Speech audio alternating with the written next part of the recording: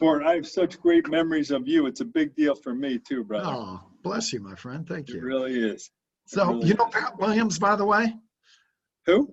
Pat Williams, Sure. former Sixers executive. Yes. Yes, I've reached out to him and talked to him, and I'll tell you about that at some point, but I invited him to this as well. So I'm going to rock and roll this to Facebook, if it's okay with you. Hold on. And you don't have to do anything. All right, buddy. I'm in. Stay right where you are. Oh, wait, whoa, whoa, whoa, whoa, whoa. We forgot to say a prayer. Oh, I'm waiting. I'm ready. Sorry. In the Father, and the Son, and the Holy Spirit. Heavenly Father, thank you for this magnificently beautiful day that you've given us. Lord, we're just so grateful for all the great gifts, and especially today, the gift of having Bart in my life and having the two of us be together on the great journey of life that you designed for us, Lord. And we ask that you continue to bless us, bless our wives, our children, and in my case, grandchildren, Amen. and keep us safe from incident, accident, and of course, COVID. And we thank you, and we ask this in the name of your Son, our Lord Jesus Christ. Amen. Right on. All right, brother. Right on. You know, we had a little bit of a problem here, so just bear with me. This has never happened before. Technical glitch might be me then. No, it's not you. I got a new button that said log into Facebook, and it usually pops right into it. So, if you don't remember, click here. I don't remember my password, so we might be a minute late. Sure. But we're going to reset my password, and we're going to. That's me. We'll make it up to you. Take a breath for me. And here we go. Isn't that funny? Came from nowhere. I've never had that problem before. Come on, baby. Light my fire.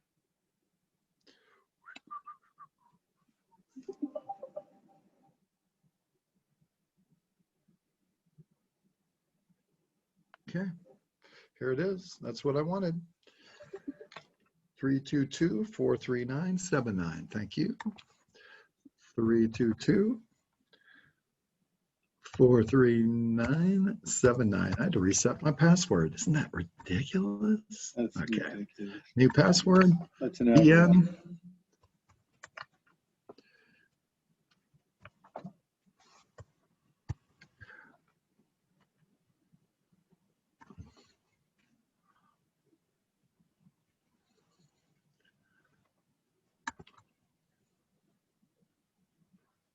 Should be going pretty live here. Yes, indeedy.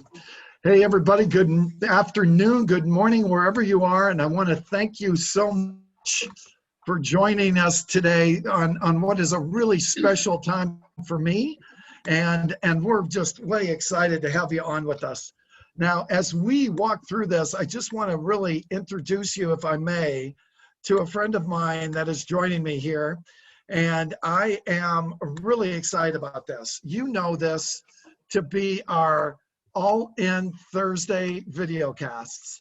And our All-In Thursday videocasts are really special to me because they were given to me on faith on one of those early mornings when I was just hanging out with God. And God said, trust me, this is what I want you to do. I want you to talk to people of influence that not everybody gets to meet. But you know that these people are life changers. So if you remember, once upon a time, about 6 weeks ago, we did an all-in with Scott Rogers, a pastor from Houston, powerful guy. And then we interviewed and talked to our friend John Grams, who was in Celebrate Recovery. Then the week after that, we had Greg and Julie Gorman talking about marriage on a deep level. And then we had Bruce Nollenberger, interesting, same last name, talk about financial issues. And then we had Mike Lunar, who was a general manager and a partner at a dealership in Mid-America. And then, of course, we had my wife, Mary, who has been a superstar in commercial real estate. And she talked about how to navigate through that jungle that is the testosterone business of development. Today, we've got one of the gentlemen that I've idolized and called a mentor for years. I met Use Mita years ago when I was with a company called Half a Car. And at that time, Half a Car was the largest automobile sales training company in the world. As a matter of fact, Half a Car influenced me more than any other place I've ever been able to work at in my life. And there was a culture in there, there was family in there, and there was faith integrated into that company. And nowadays, if anyone's been in the industry for any period of time, they get that half a car was a deal difference maker. So I want to introduce you to the gentleman who was the president of Half a Car for many years. He's going to tell us that story. He's an incredible father. He's got 5 kids. He's had a really long marriage, a great marriage with his wife, Susie. So, and he's a man of big time faith. So when we talk about faith and family and culture, can't think of anybody that I would rather introduce you to than Use Mita. So Use, thanks, my friend. Thanks for joining us this morning and this afternoon. My pleasure, Bart. My pleasure to be here. Thank you. You have a history that, not, again, some of us watching this know and others don't. Would you share with us the story of your success up to this point? And we've got 25 minutes, so I want to hear your story. All right, we're going to talk fast then, Bart. And, you know, just to give you a quickie, I grew up in a family of 5. I have 5 children, 2 boys and 3 girls. And that's the same family I grew up in, 1 brother and 3 sisters. Susie and I have been married for 43 years. I'm not that old, Bart. We were married young at 21. And we now have 15 grandchildren. And it's been just a great blessing.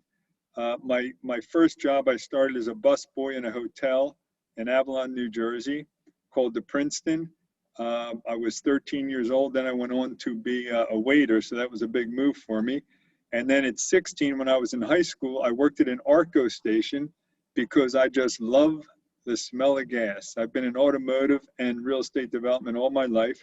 For the first 20 years of my career, 90% automotive, 10% development.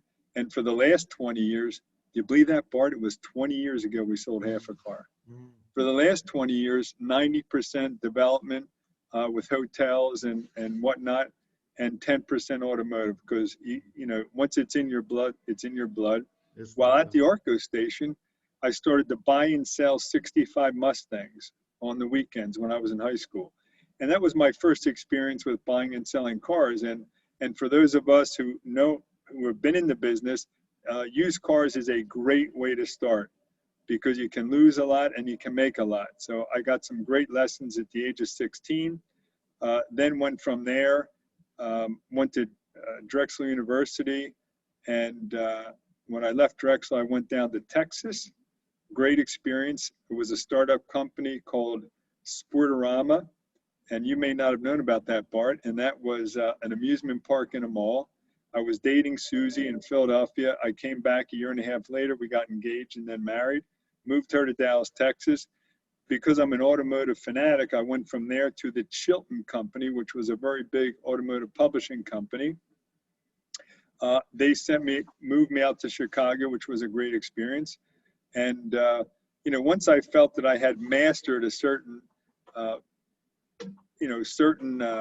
vocation, if you will, then I wanted to move on. So my dream was to own a car dealership. I had pennies in the pocket, Bart, nothing in the bank. You know that story. And so I said to myself, who do I think the sharpest guy in the business is? For me, it was a guy by the name of Roger Penske. So I sat down at the age of 24 and I wrote him a letter and I said, you're the best. I want to learn from the best. If I don't hear from you, I'm going to be on your doorstep in 7 days. What do you think happened, Bart? I know that what happened. That's right. So 5 days later, that's right. 5 days later, I get a letter and he says, next time you're in the Philadelphia area, because we're living in Chicago, come see us. And I still remember the guy, his HR guy, Bob Carter. And so I said to Susie, I was so excited. For me, it was like hearing from the biggest rock star, your hero. And so I made sure we were in Philadelphia next week, and then had a great time, went to work with Penske, left because my uncle, who had really invented personal leasing, had started a company. And so I took the principles that he had taught me, and I started a leasing company called, guess, MITA, Mita Leasing, my last name. That was in 1984. In 1989, Roger and I got back together. He said, listen, why don't you come? There's a new make and model, a new car company called Lexus. And he said, they're going to give me the franchise in New York. I already have Cadillac, so I can't call Penske Cadillac. Why don't you come back? We'll put a partnership together, and we'll call it Mita Lexus or something like that. So I was very excited about that. I was going to trade Mita leasing with him. Went to see my uncle, who I had a ton of respect for, and told him what I was thinking of doing. And he said, well, listen, I was hoping you and I could do something together. Why don't you come with me at half a car? Well, it wasn't an easy decision, but blood is thicker than water. So I sat down and I wrote Roger a letter, and I said, Roger, my uncle, who he knew, had invented leasing, and I said, I want to change the way the world drives cars. And so I joined my uncle, and we were off to the races. And at that time, there was 12, well, we weren't Catalyst at the time, but 12 trainers. And that was in 1988, 1989. And I still had Mita leasing. So I was Mita leasing 30%, 70% half a car. 24 months later, 1990, went to 100% half a car. And 99%, 1% Mita leasing, which still operates today. And so that was the journey of a lifetime. And, Bart, I know is going to ask me, so let me just talk about the culture for a minute. And our culture was unbelievable. And I think Bart mentioned that to you. And what really, I think, that drove the culture, there was a lot of things. But here, to me, is what drove it mostly. I read a book in 1986 by a guy by the name of Charles Garfield. And Charles Garfield, believe it or not, was a rocket scientist. He graduated, I believe it was MIT, might have been Harvard, but either way, he wanted to get a job with NASA. So he goes to Houston, gets an interview, and he walks in and he said, you could feel the energy in that place was beyond belief. And he goes to his boss, let's say the guy wasn't hired yet, but let's say his name was Bart. And he says, Mr. Bart, he said, this place is so full of energy. He said, what's everybody so excited about? Now, this was in the 60s. And so he says to him, come outside, I want to show you something. So he takes Charles Garfield outside and he points up to the moon. And he says, son, for 20 years, I felt like a piece of furniture around here. But he said, now we got a mission. He said, we got a mission. He said, we're going to the moon. We are going to the moon. And if you remember, John F. Kennedy gave a great speech, and he said those exact words. We're going to the moon, and we're going to do it in this decade. It's really decade, but with a Boston accent, it's decade. And so Garfield said that everybody was so excited about that. For the next 2 years, he said it was unbelievable how happy and just joyful. And so what happened is 2 years later, they hit the moon. And Garfield noticed that the next few months, all of a sudden the morale started to go down. And he said, all of a sudden, something that never happened before, people talking about each other and gossiping. And it was never like that, he said. He goes to his boss again, Mr. Bart. And he says, Mr. Bart, what happened? This was the happiest place in the world to work. He said, nothing's the same, morale's low. So it was daytime, but Mr. Bart takes him outside. He says, come here, I want to show you something. They walk outside like they had a couple of years previous. And he points to the moon and he says, mission accomplished. Mission accomplished. So that was a very big lesson for me, because what it said to me is you always have to keep a mission in front of you. And to me, that's one of the things that made Half a Car so successful, because our mission was to change the way the world drives cars, not the way Philadelphia drives cars, not the way Chicago, no, the world. So we had a big canvas and a lot to accomplish. And the fact is our mission was never over. So in those next 10 years, we spent going all around the world. We weren't, when I joined with the 12 of us, We were basically a little East Coast and West Coast, and then we went to Europe. We ended up being in 19 countries around the world. We went to France, England, Spain. By the way, everywhere we went, they said it's not going to work in the UK. It's certainly not going to work in Spain. Well, it's not going to work in Italy because nobody gets new cars. They trades cars and they keep passing them down. Leasing's not going to work. Everybody buys their cars. We got 40% share market in UK. We got 40% share market in Italy. And then we went to France and Spain and Taiwan and Germany. And they said, it won't work in Germany. By the way, they were right. Germany was really tough. They're very stubborn over there, the Germans. But it did work eventually, but it was a tough hill to climb. So the point is, we always had a great mission in front of us, and everybody, and Bart can attest to this, bought into the mission. And it was very, very exciting because we had something that they never had before in a dealership. So I think mission had a lot to do with it, Bart. Yeah, I love that word mission. You know, as I look to build a business, you just help me. Mission, have to put a mission in place. What's the mission? And having a high ceiling too. You said, we're not just going to take on Philly, we're going to take on the world. And you know what's so interesting about that? If we think about that, we got together last year in July and we hadn't seen each other in 25 years. You look exactly the same, except for a few little gray hairs on the side, and me too, right? You do, Bart. You much more. You look better than I do. Stop. And then we got together like we'd seen each other last week. I mean, to me, that was what's amazing. Why Use? Why is that? How is that we had this brotherhood and sisterhood that you can't, that cannot be broken? That any company I've ever worked for, whether it's retail or out of retail, could not match this. Why? Well, you know, Bart, besides mission, you have to have a vision. And as you know, J.E., as we called him, my uncle, he had a great vision. And he was able to impart that vision onto all of us and make us feel a part of it. And we were a part of it. And I think that's really what it was. And we were, which Icona is too, a flat organization. Meaning, it's interesting, when we sold our company in 2000 to the largest IT company in the United States, IT for automotive. I won't mention their name, but it was Reynolds & Reynolds.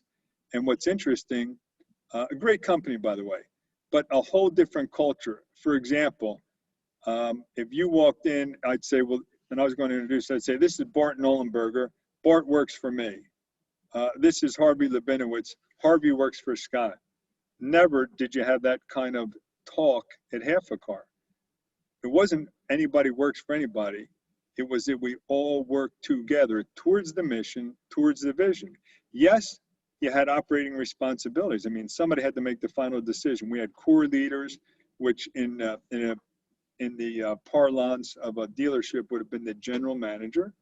And it wasn't that they reported the general manager. It was that the general manager was responsible for them, was responsible for their own training, for their own education, for helping them not only to train dealerships, but just to be a better person themselves. And so I think that was a lot of what went in, so that 20 years later, when we saw each other for the first time in 20 years, the feeling of warmth and love was still there. Yeah. And, that word love, I mean, as the Bible says, patient and kind. And, what I believe love means is we're servants. And that's what you taught us, my friend. You taught us to be servant leaders, to be humble servants. I love that. And I'll never forget one time you were on stage and I was coming up for something and you said, this guy epitomizes the humble servant. I got that from you. That just, how can I give? How can I give? How can I give? And I want to thank you for that publicly. Absolutely. Well, and Bart, that was the difference. We didn't come from ego. We came from a mission and a vision. I love it. I love it. No question. And if you look at, I'm showing, this is a cone of the most important people in Icona. We have our culture card and you can't read it, but at the very top is our guest. So they are the most important. The least important are at the very bottom. It's the CEO, the CFO, and the COO. And we're here to do one thing, to serve all the way up here. So the CEO, CFO, and COO, we're here to serve we serve the general managers, our directors, our managers, our supervisors, and then the team, which is our housekeeping. They're the ones that are really in the grid and getting the job done, the most important people. So it really, creating a culture makes all the difference in the world. In this environment with low interest rates, capital in terms of money is not hard to find.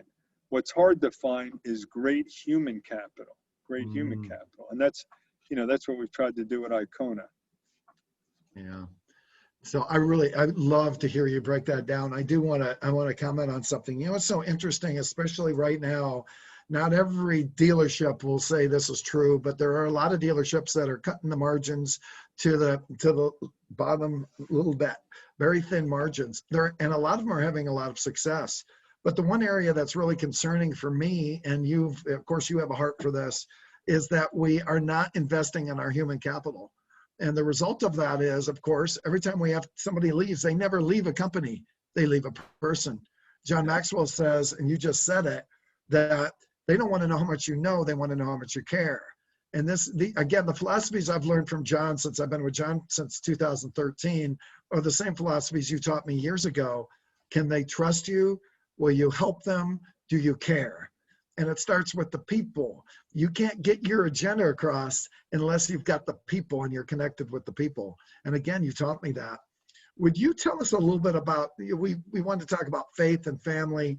Obviously, your culture that you've put in your home has been super, that has led to successful humans in so many ways. But tell us about faith and how it has influenced your family and also influenced the culture in your businesses. And then after that, I'd like to hear a little bit more about Icona and where you are now with Icona. Sure. And I think we have about 10 minutes, Bart. So I'm going to try to get the important parts of that in. Bart talked about for many, many years, I've been led by my faith. And, as they say, people, I'm not preaching. If you're atheist, you're atheist. If you're agnostic, that's okay.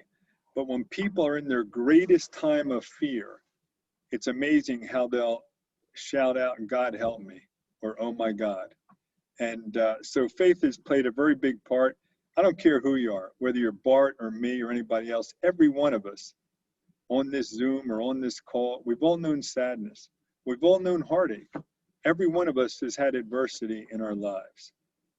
And there's 10 scrolls I don't have time to talk to you about, but they're written over 10,000 years ago. 10,000 years ago. And in one of those scrolls, in scroll 10, it says, when all else fails, that's who you call on.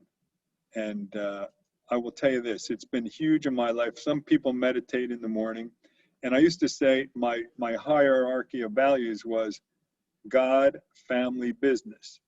But what I really learned 20 years ago, which was just when we sold half a car, that I said it was I was going to church every morning. I still go 7 days a week. And I don't tell you that to impress you. There's a reason I do it, and I'll tell you that in a minute. But I was really there, and I was thinking, so I said, hey, here's my hierarchy: God, family, business. But the fact of the matter is, I love business. So even when I was in church, I was thinking business, business, business, business, business. So I was really business, family, God. Probably 18 years ago, I turned that around and really did make it God, family, and business. And what's interesting is business took off at that point. You would think the opposite. No. And so by going through that hierarchy, and I start each day, so why do I go to church every day? Not just because that's my form of meditation, but I get to talk to my Creator. Number one, first thank Him for letting me wake up at yet another day. Wake up. Scroll number 5 in those 10 scrolls, 2,000 years old. Scroll number 5 goes like this: I will live each day as if it is my last. Amen. I will live this day as if it is my last. And how I treat this last precious day, I'll think not of yesterday with its broken dreams and promises. For why should I throw good after bad? Tomorrow is gone. Let me keep it buried forever. Don't go back and keep beating yourself, for what you did in the past. Forget about that. Scroll number 5. Henceforth, I will think not of tomorrow for maybe tomorrow will never come. So why should I throw good? Why should I throw now after maybe? Because maybe tomorrow's not going to come. Now is all I have. Henceforth, I will live this day as if it is my last. And if it is my last, it will be my best. And if it's not my last, I'll get down on my knees and thank God at the chance of another day. So I've tried to live my life like that in the past 18, 20 years. And also to teach my children that, but also to teach our company. And as Bart said, you know, Icona is the company. It's a, you know, half a car, as Bart said, that was the greatest company for all of us. So you can't find a company like that. So we said, and the reason I say we really means us, because we have a philosophy. At half a car was, you don't use the word I, you use the word we. Now at Icona, we've taken it even further. We say I is the least important word. We is the most important word. So I is the least, we is the most. The two most important words are thank you. You don't hear that today. The three most important words are would you please. The four most important words are what do you think? So you don't go into a meeting and say, we're going to do this, we're going to do that. No, ask people, what do you think? What do you think? What do you think? Okay? So they're the four most important words. The five most important words, and I used to say this to Bart all the time, you did a great job. The six most important words, I admit that I was wrong. But let me just quickly, another thing that we have honed in on is, why is I the least important word? You know why? Because I isolates us. Think about this for a minute. This pandemic hit us. What was the first thing it did? We all became isolated. What do you do to the worst criminals in the world? You put them in prison. If they're really worse than the worst of the worst, what do? You put them in solitary confinement. What's that do? It isolates them. Same with the word I isolates. We unites. We unites. So we use we because it unites us together in a single-minded focus and mission. And that's what we do at Icona. That's what we do at Icona. Perfect. And, you know, so I don't know how much time, Bart, but I want to tell you real quickly. We have a Down syndrome grandchild. And what we learned is people learn easiest in threes. Doesn't matter if you're a baby or an adult, you learn easiest in threes. And now that we're in this crazy soundbite world, it's even more important. So Bart and I talked about human capital. At half a car, we said, you know, we're going to train you once a month if you're one of the best dealerships in the world. If you want to improve and improve well, we'll train you once a quarter. But very few, maybe 2% said train us once a month. At Icona, we train every single week. Miss a meal, don't miss training. And here's what we do. We train everybody. It isn't just the salespeople, because what we learned at half a car, you have to get buy-in from everybody, the GM, the dealer, the service manager, the parts manager. Well, at Icona, we bring the housekeepers, we bring food and beverage, from the bus boys up to the servers and the bartenders, and everybody has to be together. Why? Because we're a team. We don't use the word employees. That's a negative word. You're disconnected. Oh, he's an employee. Stop with the employees. Jack Welch did a great job. He said we're going to call them associates. But even associates is removed. No, we talk about a team. What happens when you get a team mentality is, if you win, you didn't just win by yourself. You won as a team. If you lose, you didn't lose by yourself. You lose it as a team. And there's no finger pointing. And we also say we all have a stake in each other. So at Icona, we teach you. Guest drives up, gets out of the car, valet is, hey, how are you, Mr. and Mrs. Bingo? So great to hear you. So happy you're part of Icona. You know, thanks for coming. And we say, thanks for coming home. We call it not back home. Words. So we always teach everything in threes. Here's three for you. Words paint pictures. Always use positive words, not just in talking to other people, but talking to yourself. And when we're educating and training our own people, if I see somebody's eyes glaze over, I whisper, and now everybody, I whisper and I say, you know what? This stuff works at home too. So if you feel like you're doing too hard at work, take this stuff home. It'll change your children's lives, your spouse's lives. So that's another thing we say, right? So words paint pictures. Always keep positive words. Music stirs the soul. Always keep it upbeat. Water soothes the soul. All our hotels happen to be on water because water soothes the soul. But we say to our own people, if you get down during the day, we're going to give you the greatest medicine in the world. Guess what? It's not a drug. It's not an opioid. It's not alcohol. Here's what we tell them. And I learned this, through my own experience when I was in my 20s. If you're sad and you want to be happy, go get your 3 favorite songs and play them. The upbeat ones, none of the negative ones, upbeat songs, okay? And now here's another thing that tools in our people's tools box to make them happy, because we say, don't come in if you're not going to be happy, but here's some ways to get yourself happy on the way to work. Play your 3 favorite songs and ask yourselves a question. Are you happy because you smile, or do you smile because you're happy? It doesn't matter. They both work. If you're smiling, it could be because you're happy. And we say to our people in food and beverage, watch this. We're going to show you a technique how to double your tips. It's the greatest thing in the world. Watch this. And people can feel it 300 feet away. Okay? If you smile, you'll double your tips. So another philosophy we have, don't walk by a teammate in the hallway. I don't care if you walk by the front desk 100 times. If Bart's there, walk by and always say, hey, Bart, hey, Bart. And if you're in a hurry, run by and go, hey, Bart, hey, Bart. We see people sitting in our lobby, they can't believe it. They're there. These people are either nuts or they really love each other. Well, let me tell you what the results have been real quick. In our 3 major, or when I say major, our main hotels, we didn't want to take a Hilton franchise or Marriott, so we made up our own name, okay? Our name is Icona. Remember we talked about mission? Instead of calling it Mita Hotels, my last name, no, Icona. Why? Because if anybody asks the busboy or the GM of our hotels, hey, where'd you get that name? We say, we know it's an interesting question. If you cover the A, it says icon. In Wikipedia, an icon is a sacred place, person, or thing. So our hotels, we say, are heavenly places where we want our guests to experience our aloha spirit, which is what the A stands for, aloha, which in Wikipedia means warmth, welcome, and love. Notice how we kept it to 3 things on both. So we say our hotels are sacred places where we want our guests to have a heavenly experience and feel our warmth, welcome, and love. And dare we use this word in training? We used to whisper and say, listen to this. It's called, our secret is L-O-V-E, love. But we say, you can't love our guests unless we love each other. So we have a problem with each other. Make sure we don't go to bed just like a spouse. Make sure we work out that problem. We work out the issue. Awesome. And here's been the result. You heard of Forbes 5 stars and AAA.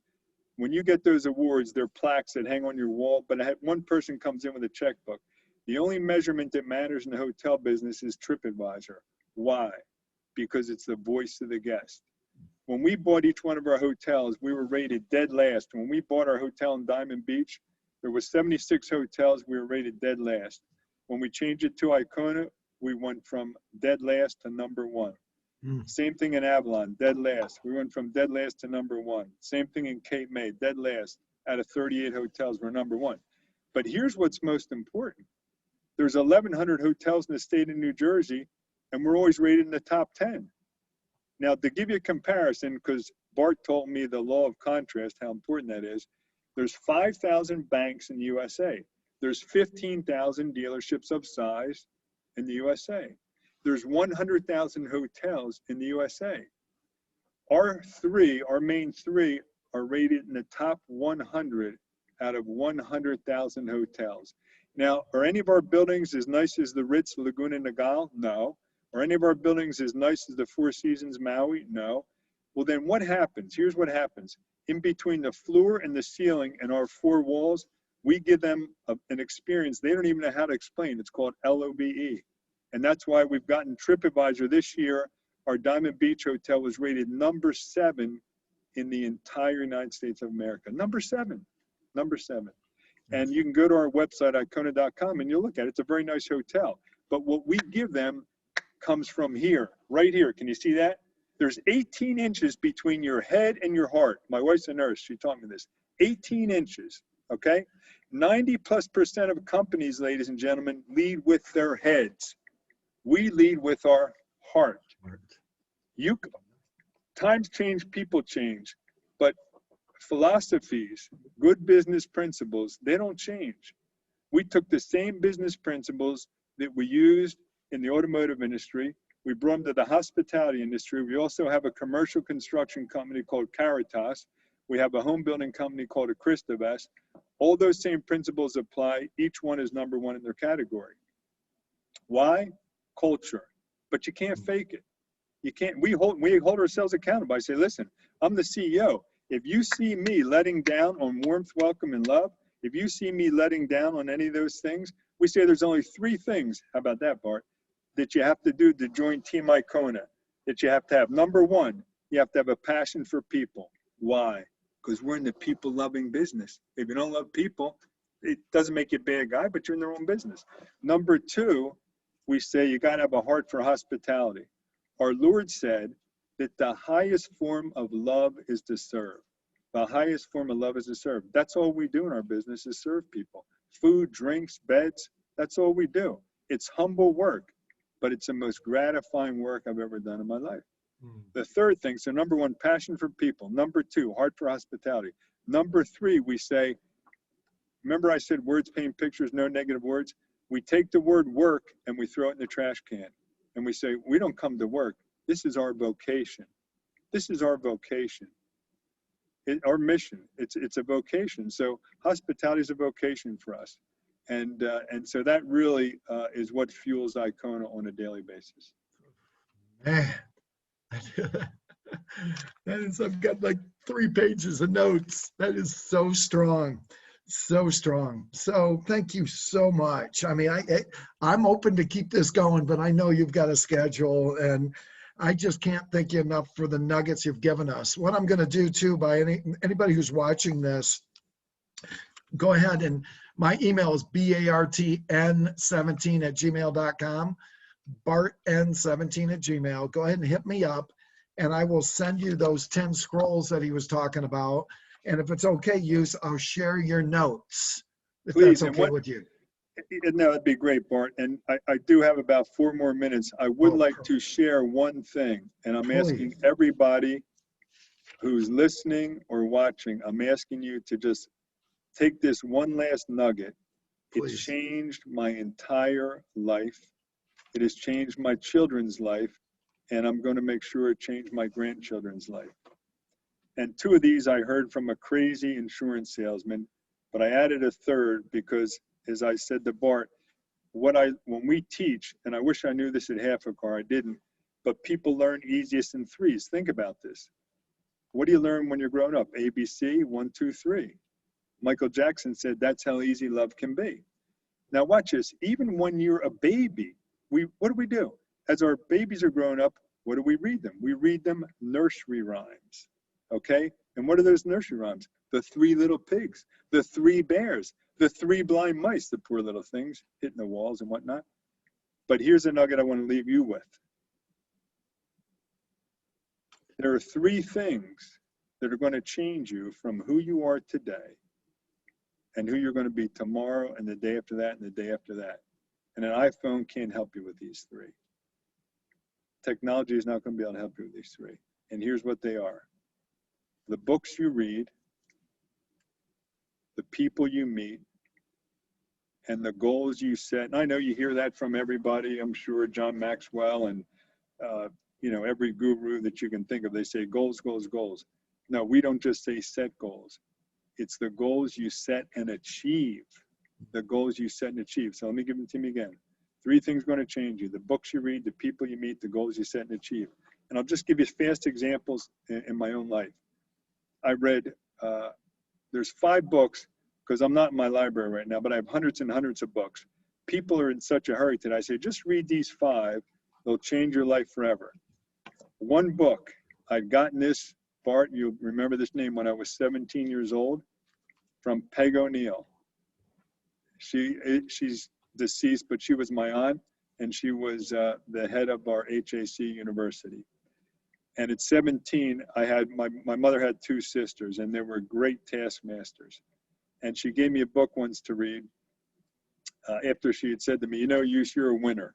Now, I didn't feel like a winner at these times. I had, 2 parents who, great parents, but both alcoholics. And my dad made it his career after he became a certified addictions counselor. But so 17 years old, name of the book, Napoleon Hill, Think and Grow Rich.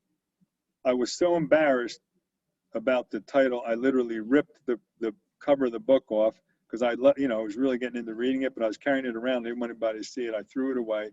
That book had an incredible influence on my life and how I how I look at a vision. You know, we build homes. Well, before that homes ever gets built, we see what that home's going to look like before it ever comes up. Think and grow rich. So the thinking that goes into our businesses starts before we create the business.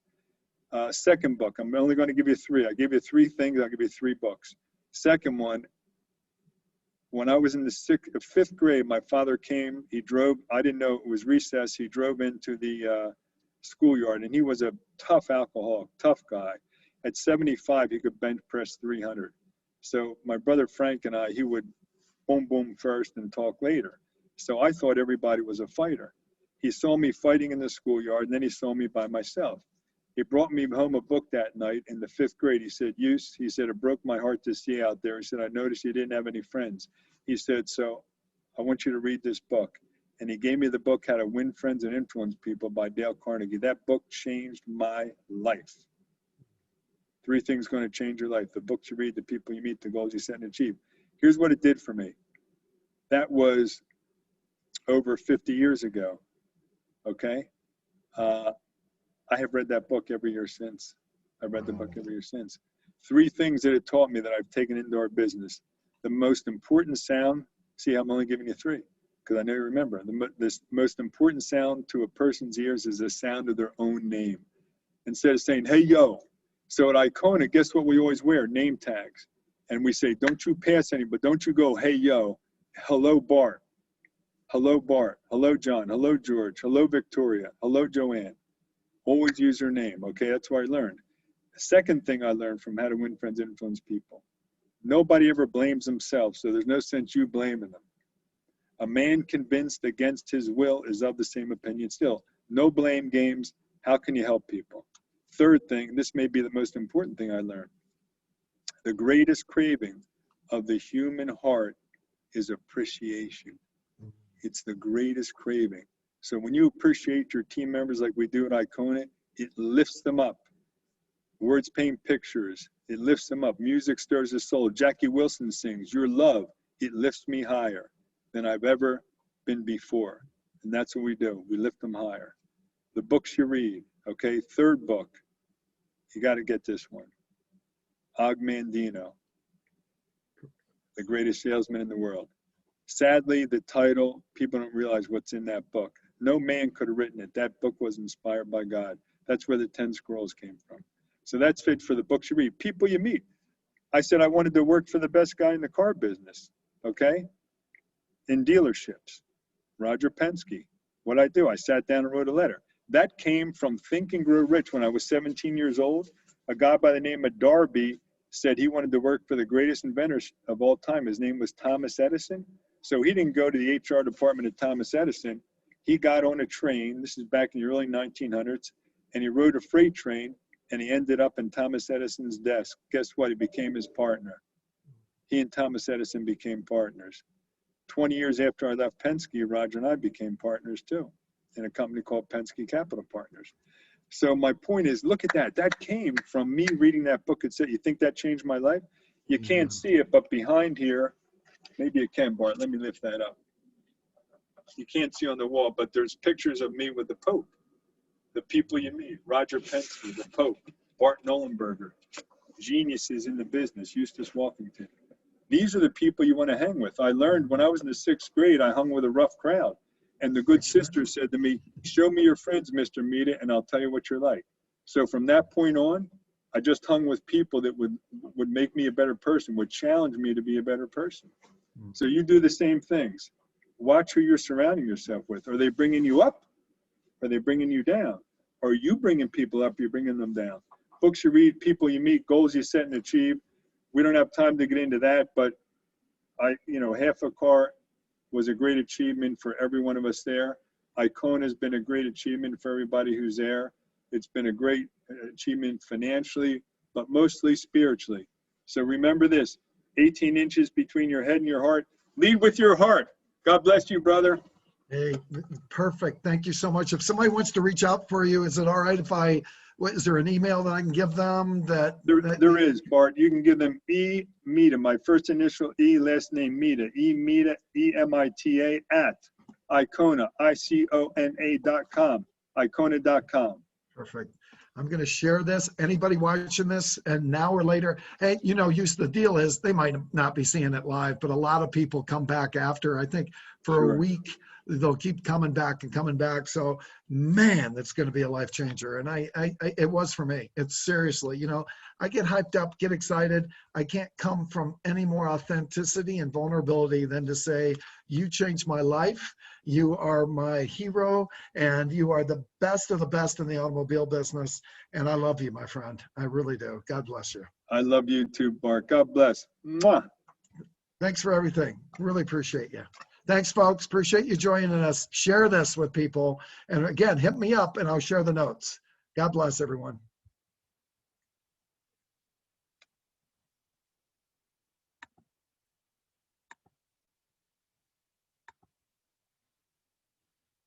Thanks, Use. Appreciate you so much.